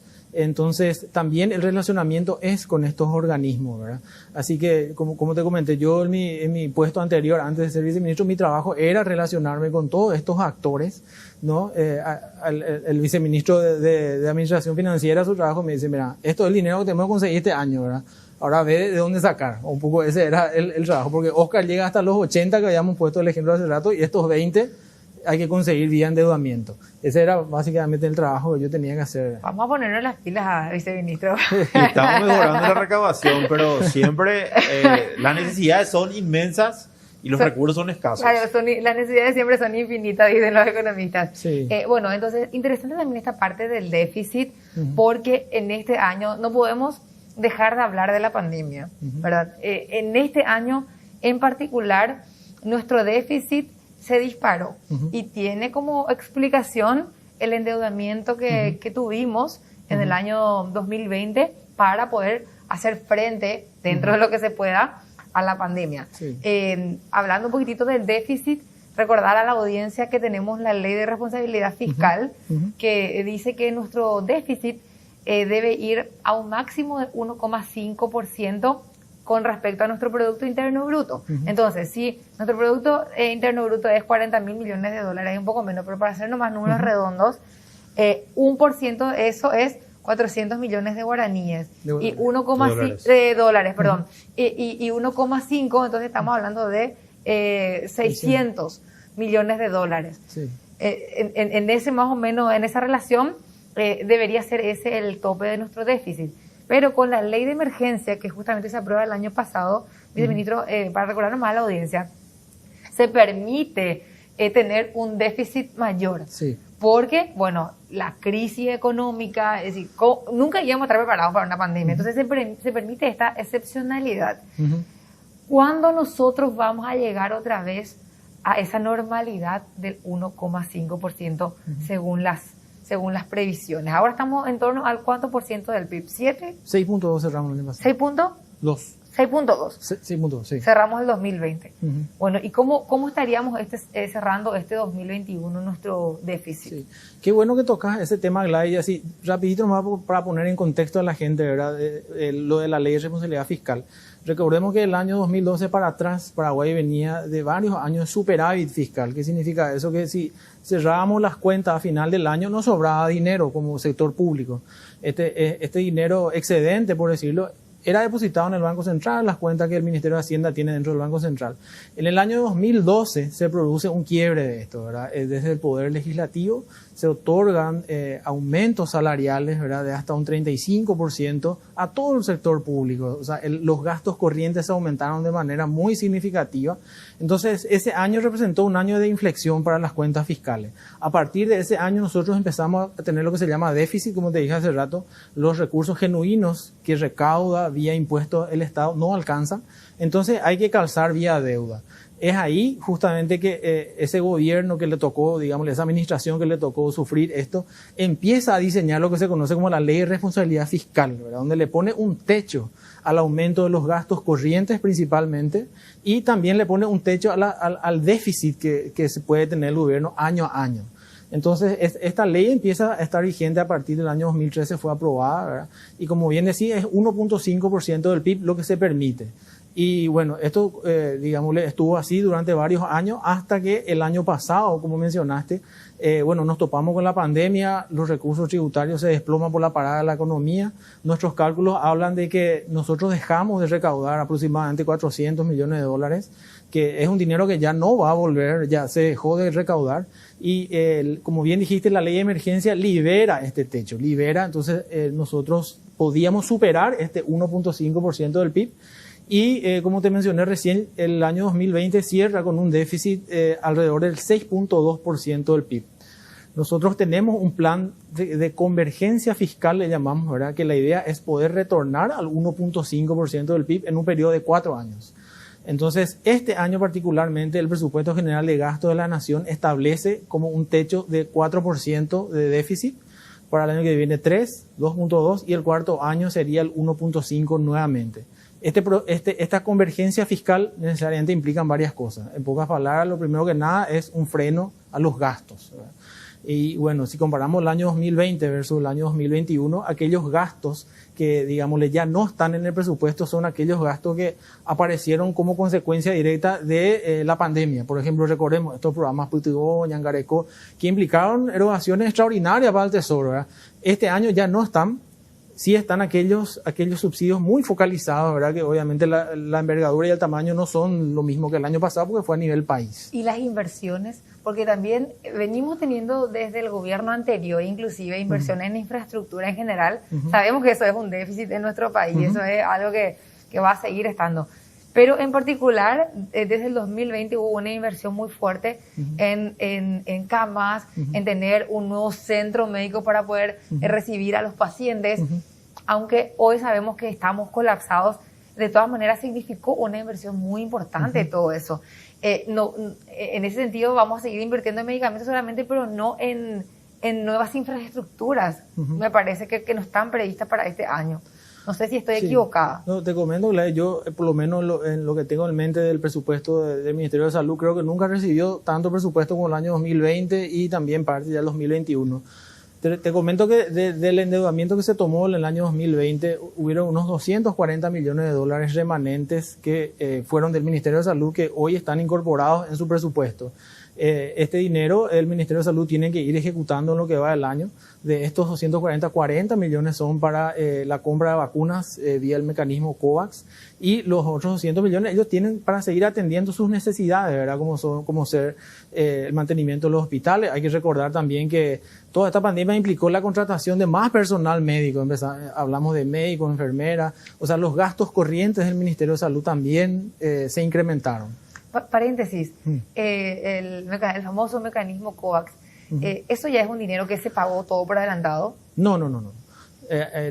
Mira, te comento, son 40 millones de dólares, fue el compromiso del país con el mecanismo COVAX. Se le hizo un adelanto en su momento, ¿verdad? No tengo en mente la cifra exacta, pero creo que eran alrededor de 7 millones de dólares, ¿verdad? Y en la medida en que vamos a ir recibiendo las vacunas, la idea es pagar hasta este total que te mencioné. Y es un dinero que no se puede tocar. Ahí vemos justamente en imágenes lo que hace un par de semanas se recibía de las vacunas. Justamente hace un par de semanas que recibimos, porque forman parte de un paquete enorme de más de 4 millones de vacunas que se vienen recibiendo de a poco. Un reclamo que hacen los organismos internacionales también a los países productores de vacunas, que priorizan sus propios mercados y por supuesto los mercados grandes, y de pronto dejan muy relegados a los países pequeños como el nuestro. Ahí me gustaría agregar algo a eso, y especialmente a la gente que tuvo muchas dudas respecto a esto. Ahora, mucho se le criticaba al presidente de la República acerca de que no se gestionó la compra de vacunas. El mecanismo COVAX era ya un mecanismo que en septiembre del año pasado, de 2020, ya se empezó a trabajar. En octubre se perfeccionó a través de los primeros desembolsos, y en realidad justamente este mecanismo lo que buscaba era ayudar a los países que tenían menos posibilidades, como el nuestro, por ejemplo. Son 9 países los que cumplieron todos los requisitos del mecanismo, y la idea era tener en febrero ya las vacunas, por lo menos las primeras vacunas. Pero ¿qué es lo que sucedió? El error que sí podemos admitir es que no se buscaron otras alternativas, y que cuando vimos que no se estaba cumpliendo, ahí recién se empezaron a hacer las negociaciones. Eso es lo que tenemos que aceptar dentro de la administración como del una gobierno, autocrítica. como una autocrítica. O sea, en realidad no nos avivamos de que porque pensamos que el mecanismo iba a funcionar. Entonces, ¿qué es lo que sucede? En febrero, cuando no venían las vacunas, lo que el presidente de la República hizo es comenzar a gestionar con Rusia, empezar a gestionar con otros países, la visita que hizo el canciller nacional el mes pasado, etcétera, etcétera. Entonces, ¿qué es lo que sucedió? Como el mecanismo no cumplió con el periodo que en principio tenía que hacer, entonces se comenzaron a buscar otras alternativas. La idea del gobierno es hoy buscar la posibilidad de poder vacunar a todas las personas, o a la mayoría de las personas que están en edad para poder hacerlo, y tener un plazo en el menor tiempo posible, ¿verdad? Ese es el desafío más grande que tiene hoy el gobierno, y que se está haciendo todo el esfuerzo. En las veces que me tocó hablar con el presidente de la República, le he visto bastante preocupado por eso, y que estaba gestionando justamente eso para poder tener. De hecho, con Rusia se tiene 1 millón de vacunas, ¿verdad? También India, en este caso, prometió también 200.000 vacunas, ¿verdad? Entonces, es importante hacer esa aclaración, Gladys. Y volviendo a tu pregunta hace rato, que no le terminaste de dejar de responder, no dejaste que termine el viceministro. Soy una maleducada, siempre me interrumpo a mi entrevistado. También es importante aclarar que no solamente el viceministerio de Economía se encarga del tema del endeudamiento, ¿verdad? Que tiene que ver con la parte de la financiación, sino principalmente el viceministro de Economía, en este caso, es el secretario del equipo económico, ¿verdad? El secretario ejecutivo del equipo económico.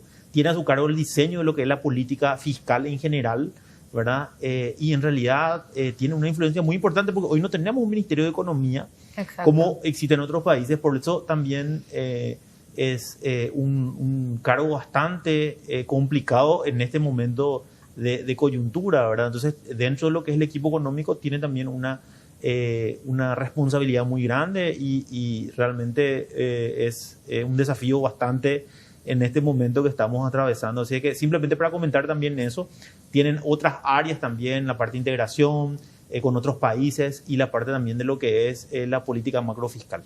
Bien, nos fuimos a las vacunas. No podemos dejar de mencionar lo del COVID siempre, porque es muy determinante en su influencia o cómo afecta a nuestra economía, y en este caso hablábamos del endeudamiento y del déficit. Ahora estábamos hablando un poquitito del déficit, y ahí nos fuimos a todo esto que bueno, vamos a tratar de volver y reencauzar. Okay, sí, ahí te comento, Gladys, ya que volvemos al déficit. Nosotros ya el año pasado estuvimos trabajando en una nueva ley de responsabilidad fiscal que le llamamos Ley de Responsabilidad Fiscal 2.0, le pusimos así un nombre como para que la gente... Un nombre pro. Sí, pro pendex, vamos a decirle. Esta ley ya fue presentada ante el Congreso a finales del año pasado, ¿no? Y presenta varias mejorías respecto a la ley que actualmente está vigente. La idea es que nosotros, bueno, ahora que el Congreso a partir de marzo retomó sus actividades, vos sabés que el Congreso tiene un periodo de pausa entre los meses de enero y febrero, acercarnos a las distintas comisiones, tanto de senadores, diputados, conversar con ellos, explicarles los alcances, ¿verdad? Porque es una ley, digámosle, que recoge las lecciones aprendidas a lo largo de todos estos años que tuvimos vigente ya la ley actual, ¿no? Esa es una de las leyes que estamos encarando del Viceministerio de Economía, que forman parte de un paquete de reformas, le llamamos nosotros, ¿verdad? También hay otras muy importantes, como por ejemplo la ley del servicio civil, que también está hoy ya en el Congreso Nacional, que también va a formar parte de esta conversación con ellos. La ley de compras públicas, ¿no? Una ley que mejora el sistema de compras públicas, aporta más transparencia, mejores precios, etcétera, ¿verdad? Y bueno, como te digo, todo esto, y también me olvidaba la ley de administración de pasivos que le llamamos. Esta ley también formaba parte de este paquete de reformas. Esta ley ya fue aprobada por el Congreso el año pasado, a finales, creo que entre noviembre o diciembre, y esa ley ya la hicimos uso este año, en enero, cuando salimos a los mercados internacionales, pudimos ya, digámosle, refinanciar algunos bonos que tenían vencimiento cercano, por ejemplo, un bono emitido en el año 2013, que tenía un vencimiento de 10 años en el 2023 de 780 millones de dólares. Eso ya pudimos administrar gracias a esta ley, entonces ya está funcionando, y la idea es seguir con estas otras leyes, ¿verdad? Qué importante ese paquete de leyes, porque se viene hablando al respecto desde el año pasado. No sabes cómo le hincho a Pablo Set de contrataciones públicas, ¿cuándo le va a estar nuestra ley? ¿Cuándo le va a estar nuestra ley? Del año pasado que le vengo así, insistiendo y consultando en realidad, porque para nosotros también es importante comunicar eso a la ciudadanía, que la ciudadanía también haga como suya una iniciativa que busca finalmente el mejor uso de sus recursos, porque son los recursos que vienen a través de los impuestos también. Y en las compras públicas para mí está la clave de mucho de lo que se puede mejorar. Se habla de que se puede ahorrar hasta 4% del Producto Interno Bruto, es decir, llegar a una posibilidad de ahorrar 1.500 millones de dólares al año es fantástico, que eso se puede estar destinando a salud, justamente, que es algo que tanto se está exigiendo ahora, o a educación, o a infraestructura. Entonces, como que si eso se llega a correr, ojalá que en el Congreso no deformen, porque muchas veces también pasa que hay demasiados intereses, pero ojalá también que haya este diálogo entre los poderes y que, como estamos en este momento tan complicado, pueda correr ese tipo de iniciativa. Realmente es de interés común. Es así, Gladys. Yo, como siempre cuando me preguntan, yo digo que tenemos como dos frentes día a día. Tenemos lo que es, digamos, lo inmediato, lo urgente, como son estos paquetes de medidas que te hablé en el primer bloque para los sectores afectados por la pandemia, pero eso no implica que tenemos que olvidarnos de aquellas políticas de mediano plazo, ¿verdad? Que tal vez no van a dar su fruto el año que viene, pero sí en el mediano plazo vamos a poder ver los frutos de estas políticas y, impulsar las mismas, ¿verdad? Ahí no tenemos que olvidar también otra iniciativa muy importante que ya se vino trabajando desde el sector público hace varios años, y en su momento fue presentada al Congreso, rechazada. La idea es volver a presentar, es la creación de la Superintendencia de Pensiones. Yo creo que eso es importantísimo. Tal vez la gente, cuando escucha qué es lo que es la Superintendencia de Pensiones, parece lo medio un nombre raro, ¿verdad? Y sería, para bajar así a términos súper sencillos, sería el controlador de todas las cajas fiscales, de todas las cajas de jubilaciones. Hoy en día no hay un contralor. Cada caja de jubilaciones crea sus propias reglas. Entonces, dentro de eso, nosotros vemos demasiada disparidad entre una caja y la otra. Sí, ¿verdad? algunos pagan sus impuestos. Y qué peligro también que nos esté controlando, porque finalmente son recursos de la gente que va aportando. Totalmente. Y la gente, digámosle, bueno, ahora aporta, y cuando más lo necesita es cuando una persona ya tiene su edad, no puede trabajar. Y si ese dinero, digámosle, no fue bien administrado o bien controlado por un ente contralor, ya tenemos ejemplos en el pasado de cajas jubilatorias que han tenido graves problemas, ¿verdad? Por citar rápido, la caja de jubilado bancario, etcétera. En su momento recordemos lo que pasó con Itaipú. Entonces, más que necesario es un contralor, de esto, que pueda establecer parámetros. Por ejemplo, vos podés invertir tu dinero en, a ver, activos, digámosles, muy seguros, como hablamos hace rato, los bonos de los gobiernos, no precisamente el bono de gobierno de Paraguay, porque acá quiero ser bien claro, porque la gente pues, lo primero que piensa, no, quieren venderle bono a las cajas de jubilaciones. No, o sea, que las cajas de jubilaciones puedan tener parámetros, ¿verdad? Por ejemplo, que puedan comprar bonos de otros países, los Estados Unidos, que es el activo más seguro en el mundo considerado, y esto le rinde una rentabilidad, ¿verdad? Hoy en día estamos hablando, por ejemplo, que cajas como la IPS, que es la más grande, tiene serias restricciones para invertir su dinero, ¿verdad? Y bueno, hoy en día no hay un problema. ¿Por qué? Por el bono demográfico que tenemos, ¿verdad? Hay más jóvenes aportando que personas mayores retirando. Pero cuando esto de aquí a 20 años se invierta, ahí vamos a ver el problema. Señores, yo me quiero jubilar de acá a 20 años. Por favor, hagamos esta reforma. Todos los jóvenes, todos los que más o menos estamos en esta generación, tenemos que preocuparnos de esto. Ahora nomás me parece que es muy lejano, pero eso está casi a la vuelta de la esquina. Más para otros que para mí, pero bueno. Estamos hablando con el viceministro de Economía. Este es un programa tributario, pero también estamos aprovechando este año 2021 para invitarles a diferentes autoridades que nos comenten un poquitito de su trabajo. Y me gustaría también consultar qué pasó con esa ley de quiebra, que no sé si forma parte de este paquete. Fue polémica, no sé si también está en tu área.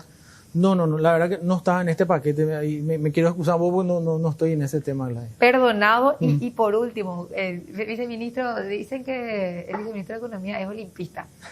Lastimosamente. Lastimosamente. Bien, viceministro, muchísimas gracias por tu tiempo. Seguramente vamos a estar invitándote de nuevo en otro programa. Gracias a ustedes, Gladys, por la invitación, y ya cuando quieran, mira, línea abierta, 24/7, como cuando el ministro me dijo, cuando me habló primera vez de la posibilidad de acceder al cargo, lo primero que me dice, mira, esto es un trabajo 24/7. Olvídate tu fin de semana, no hay feriado, no hay domingo, no hay nada. Entonces, cuando quieran, aquí a la orden. Muchísimas gracias.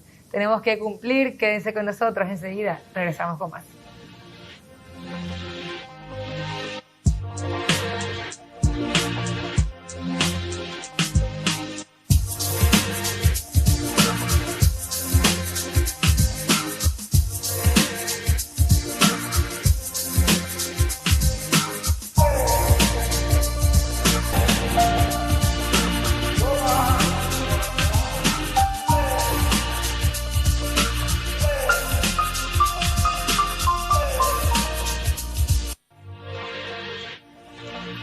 En Beef Club contamos con descuentos en cortes seleccionados y con 2 combos que lanzamos semanalmente todos los miércoles. Además, contamos con delivery. Más informaciones al 021-626-9500. Elegí el local que te quede más cerca. Estamos sobre República Argentina, San Martín y Facundo Machaín. Comprá en Fortis Mayorista y ahorrá todos los días. La bebida indicada para cada momento la vas a encontrar en Fortis Mayorista. Variedad de productos que van desde vinos, whiskies y todo lo que te puedas imaginar. Realizando tus compras en la sucursal más cercana, tenés asegurado precios bajos, compras por unidad a precio mayorista, amplio estacionamiento, comodidad y seguridad. Salí ganando como consumidor, porque nadie vende más barato que Fortis Mayorista. La zona franca global del Paraguay se posiciona con grandes oportunidades para el rubro logístico y distribución, adaptado a los requerimientos del mercado. En un espacio de 40 hectáreas, disponemos de la mejor y completa estructura de apoyo para brindar comodidad y eficiencia para el mejor aprovechamiento de tus recursos. Te ayudamos a optimizar tus costos. Visita nuestra página web en www.complejoempresarialglobal.com.py y seguinos en nuestras redes sociales, Facebook, Instagram y Twitter.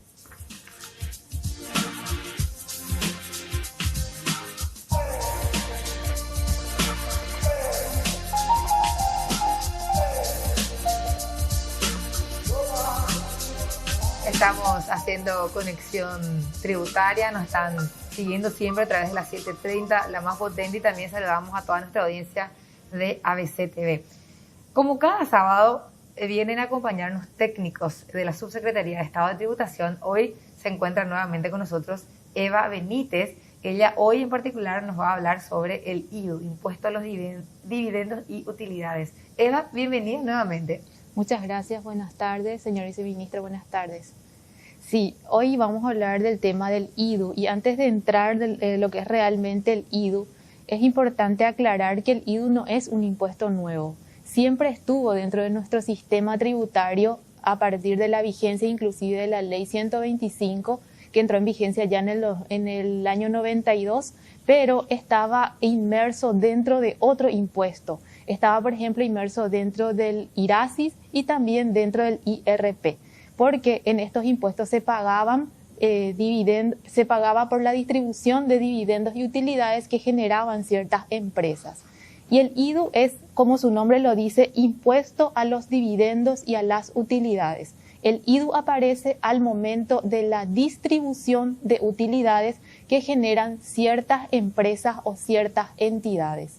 Entonces, tenemos como contribuyentes, tenemos como contribuyentes principales a las personas físicas y también a las personas jurídicas. Las personas físicas que sean dueños, socios, accionistas o consorciados de ciertas empresas. También tenemos como contribuyentes a las personas jurídicas, a las demás entidades residentes o no residentes y también a las estructuras jurídicas transparentes. Estos son los contribuyentes del IDU porque son las personas que reciben la distribución de utilidades, dividendos o rendimientos cuando son socios de ciertas empresas. Y en este punto también es importante aclarar que a partir del decreto reglamentario del IDU aparece una figura de la ECDUR. Pero la ECDUR no es otra cosa que una sigla que significa entidades generadoras de dividendos y utilidades. Para no estar repitiendo todo el tiempo entidades generadoras de dividendos y utilidades, le llamamos a partir de la vigencia del decreto 3110 ECDUR. Una vez de que hayamos tenido en cuenta quiénes son los contribuyentes, tenemos quiénes son las entidades que generan estos dividendos y estas utilidades y tenemos, como ven en pantalla, las sociedades anónimas, las sociedades de responsabilidad limitada, las sociedades en comandita simple o por acciones, las sociedades de capital e industria. También tenemos como contribuyentes a las empresas unipersonales que liquidan el IRE por el régimen general. También constituyen lo que son las ECDUR o entidades generadoras de dividendos y utilidades. Y al cierre de cada ejercicio, ellos distribuyen utilidades y a la distribución de esas utilidades es donde nace el IDU. Entonces, tenemos claro que el IDU es el impuesto que se paga por la distribución de utilidades que se generan en estas ECDUR. Tenemos también las tasas que se pagan en este impuesto, que son del 8% y del 10%. Del 8% se aplica cuando los contribuyentes son residentes en el país y del 15% cuando estos contribuyentes no son residentes en el país. También es importante aclarar y no confundir residencia con nacionalidad, porque puede ser que un paraguayo esté residiendo en el exterior, entonces es un paraguayo no residente y al recibir la utilidad, él va a ser afectado a la tasa del 15%, indistintamente a su nacionalidad. También puede ser el caso de que un no nacional esté residiendo en nuestro país, un brasileño que vive en Paraguay esté residiendo aquí y al término del ejercicio la empresa o la ECDUR le distribuya las utilidades y ahí se le va a aplicar la tasa del 8% porque está residiendo en el Paraguay. Y no confundir también con el impuesto, con el INR. El INR es otro impuesto. Otra obligación. Sí. El IDU solamente grava la distribución de utilidades, rendimientos y dividendos, utilidades. Claro, y hace nomás la diferenciación de la tasa según residente y no residente. Así mismo. Muy bien, continuamos entonces con esta presentación que nos está mostrando Eva Benítez. A ver. Tenemos también la aplicación del impuesto en el tiempo. Aquí vemos que, como habíamos dicho anteriormente, el IDU siempre estuvo dentro de nuestro sistema tributario. Entonces es importante aclarar que la distribución de utilidades pudo haberse generado en el 2017, 2018, 2019, 2020, en donde se genera el concepto en sí del IDU. A partir del 1 de enero del 2020 aparece la figura del IDU con la entrada en vigencia de la Ley 6380. Pero ¿cómo se generó esto anteriormente? Si vemos en la lámina siguiente, vemos el caso 1, por ejemplo, una sociedad anónima que distribuyó utilidades, llamó a asamblea, distribuyó utilidades en el 2019, dijo, bueno, señores, esto es el monto que vamos a distribuir, y en ese tiempo él tuvo que haber pagado la tasa del IRASIS por la distribución de utilidades al 5%. Y dispuso en la asamblea que recién en el 2021 esto va a estar acreditado al beneficiario o al contribuyente. En este caso, el beneficiario o contribuyente va a pagar el impuesto en concepto de IRP a la tasa del 8% si es residente y en concepto de INR si es no residente. Esto es en el caso de que se haya puesto a disposición las utilidades en el 2019 y todavía no estaba vigente el IDU. Una vez vigente el IDU, si vemos en la lámina siguiente, vamos a fijarnos de que la situación es distinta. ¿Por qué? Porque, en primer lugar, vigente el IDU, se paga ya la tasa del 8% y del 15% dependiendo de dónde resida el contribuyente. Y la persona que va a distribuir el IDU ya no es un contribuyente del IRASIS, ya no es la empresa, sino ya son las entidades generadoras de dividendos, utilidades y rendimientos o ex-DUR. Esta es la diferencia que vemos como a partir del 2020 directamente se paga el IDU a la tasa del 8 y 15%. Sin embargo, si es que se decidió antes de la vigencia de este impuesto, entonces se estaba pagando en concepto de INR y de IRP. Estos son los dos ejemplos que tenemos de cómo se distribuyen estas utilidades y dividendos. Después tenemos también que el principal responsable de la distribución de utilidades ya sabemos que son las ex-DUR y son los mismos responsables ante la administración tributaria de ingresar estos impuestos al fisco. Ya no va a ser el contribuyente del IDU quien se vaya que es retenido, él es retenido, pero ya no va a ser la persona que va a ir a pagar su impuesto ante la SED, sino se encarga directamente la ex-DUR de pagar el impuesto, de emitir el respectivo comprobante de retención y se le libera de esas obligaciones al contribuyente propiamente dicho, que son las personas físicas y jurídicas. Tengo una pregunta. ¿Qué es una sociedad en comandita simple? En la sociedad en comanditas simples o por acciones podemos definir de que son sociedades que tienen como sociedades prácticamente, digamos, En palabras sencillas. En palabras sencillas, viceministro. Porque suena muy sociedad en comandita simple y por acciones. En comandita simple, básicamente lo que dice es, tienen derechos diferentes. Acá dice, unos con derechos y otros obligaciones y otros que tienen limitados en cierta cuantía en su interés y su responsabilidad en negocios comunes. Eso es en comandita. En algunos casos, algunos hacen, por ejemplo, hacen trabajos y no aportan el capital, ¿verdad? En este caso, dice también el significado un poco para... hay diferentes clases de socios, ¿verdad? Okay. Eso es básicamente en palabras simples. Okay. Son diferentes clases de socios. No tienen igualdad de condiciones, lo que es en comandita simple, no tienen igualdad de condiciones los dos socios. Okay. Tienen diferencias en cuanto a sus obligaciones y en cuanto a lo que hacen, ¿verdad? Por ejemplo, yo puedo ser socio, pero no aporté plata, ¿verdad? Pude aportar solamente, no sé, trabajo, ¿verdad? Entonces se establece diferencias entre los accionistas. Ese es el comandita. Ok. Entonces, en este sentido ya se les retiene directamente. Seguimos entonces viendo la presentación. Perdón, Eva, por la interrupción, que yo no más sabía cómo me decía ese nombre de hace rato, te quería preguntar qué significaba.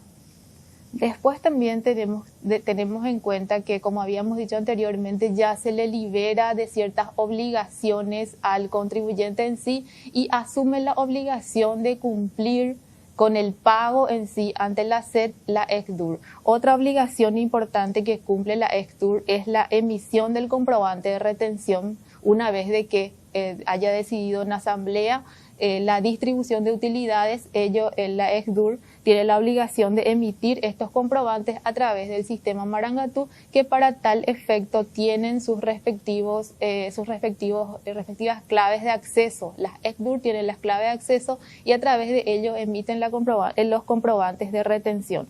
Vemos en pantalla que estos agentes de retención pueden ser los consorcios, las entidades extranjeras ahí vemos las entidades extranjeras, las estructuras jurídicas transparentes y demás entidades privadas de similar naturaleza. Estos son los encargados de emitir los respectivos comprobantes de retención, y esto podemos encontrarlo en el artículo 3 del decreto 3110 del 2019, que es la que reglamenta el IDU propiamente dicho.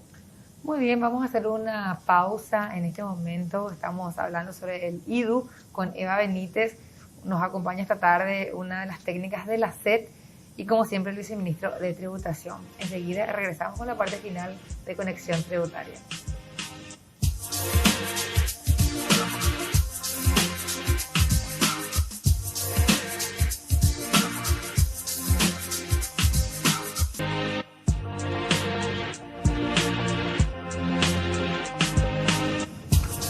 Estamos en Conexión Tributaria con Eva Benítez.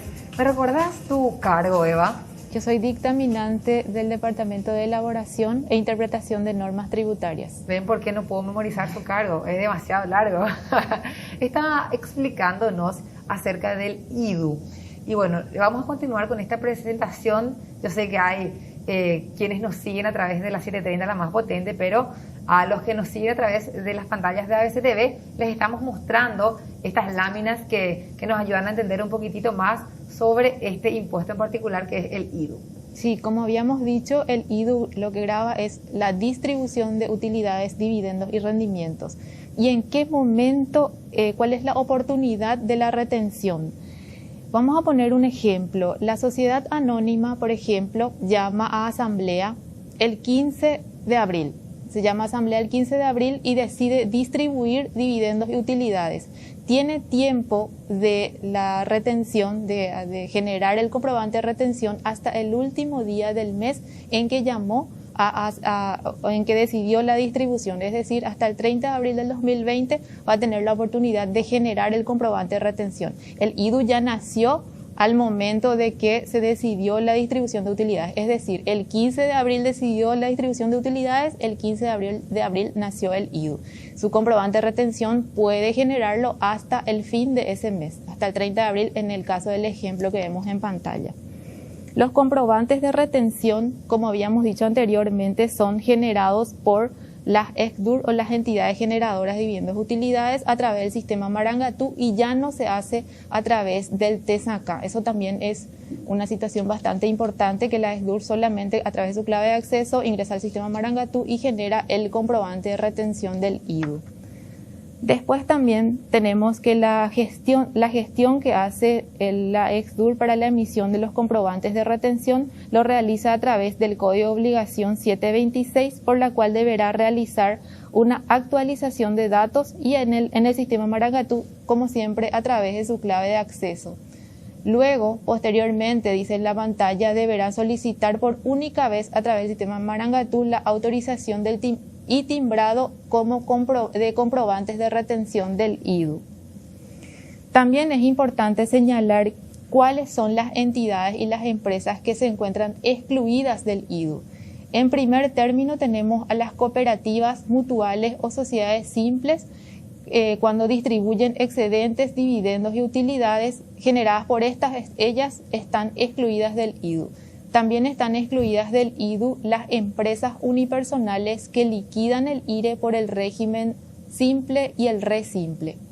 Están también excluidas del IDU aquellos contribuyentes que se encuentran beneficiados por la ley 1064 de Maquila. También están excluidas del IDU aquellos contribuyentes que se encuentran beneficiados por la Ley de Inversiones, la Ley 6090, y también los beneficiados por la Ley 523 del 95, usuarios de zona franca. Estos son los contribuyentes, las empresas que están excluidas del IDU. Es decir, si estas empresas distribuyen dividendos, utilidades y rendimientos, no estarán afectados a este impuesto.